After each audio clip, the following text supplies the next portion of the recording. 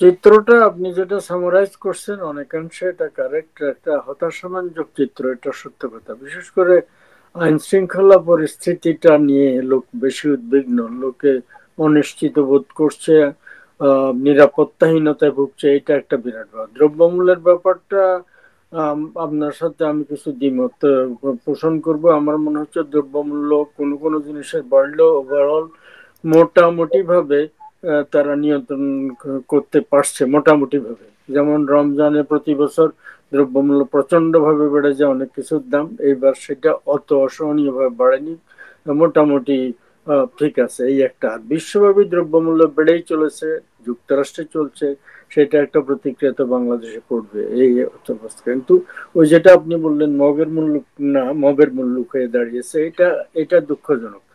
এবং সরকার হিমশিম খাচ্ছেন আইন শৃঙ্খলা পরিস্থিতি নিয়ন্ত্রণে আনতে।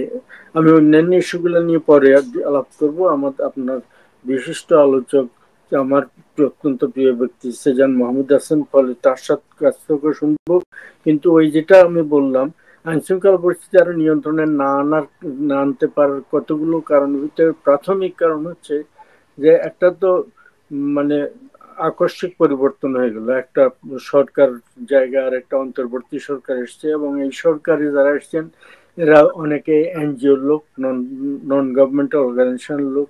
ডাক্তার ডক্টর ইউনূস সহ তারা তাদের রাষ্ট্র পরিচালনার অভিজ্ঞতা নেই। দ্বিতীয় হচ্ছে যে আফটার অল মানে এটা তো ট্রানজিশনটা নর্মাল ট্রানজিশন হয়নি। একটা গণবিস্ফোরণের মাধ্যমে আগের সরকারের পতন হয়েছে। ফলে এরা নতুন যে পরিস্থিতির সম্মুখীন হয়েছে সেটা ওই গণবিস্ফোরণের পরে একটা ভয়ঙ্কর ঘটনা ঘটেছে, যেটা হলো বাংলাদেশের 400টার বেশি থানা আক্রান্ত হয়েছে। এবং এই অভ্যুত্থানকারীদের অনেকে তাতে ডাইরেক্টলি ইনভলভ ছিল ওই আক্রমণে। এবং সেই আক্রমণে বিভিন্ন হিসাবে 4,000 বা তারও বেশি পুলিশ সদস্য নিহত হয়েছেন বলা চলে। এবং থানাগুলো ধ্বংস করা হয়েছে, থানার যানবাহন লুট করে নেওয়া হয়েছে। এই একটা ঘটনা। আরেকটা হচ্ছে মানে অভ্যুত্থান একদম চূড়ান্ত সফল হওয়ার আগের কয়েকদিনের মধ্যে থেকে শুরু করে পরবর্তী কয়েক মাসের কয়েকদিনের ভিতরে বিভিন্ন কারাগার থেকে ভয়ঙ্কর সব অপরাধীরা মানে পালাতে পেরেছে বা তাদেরকে ছেড়ে দেওয়া হয়েছে। আর ওই যে বললাম থানাগুলো আক্রান্ত হয়েছে এবং লুট হয়েছে, থানার অস্ত্রগুলো মানে বেহাত হয়ে গেছে, এগুলো অপরাধীদের কাছে গেছে।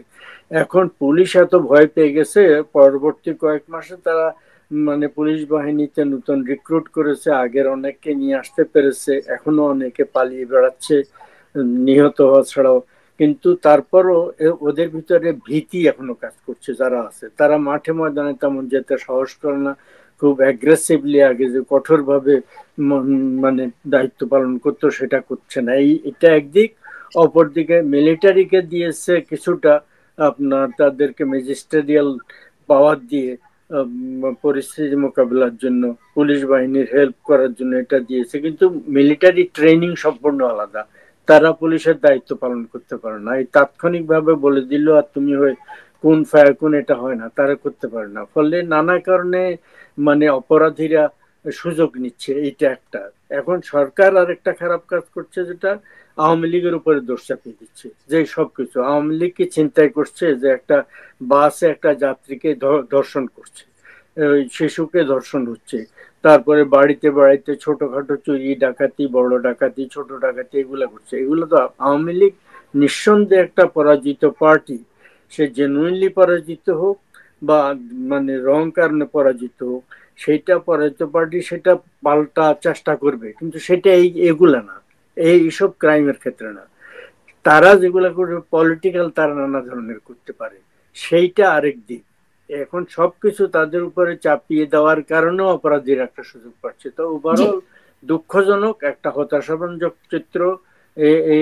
এইটা উত্তরণ না হলে এইটার প্রতিক্রিয়া পড়ছে দেশের অন্য সমগ্র পরিস্থিতির উপরে।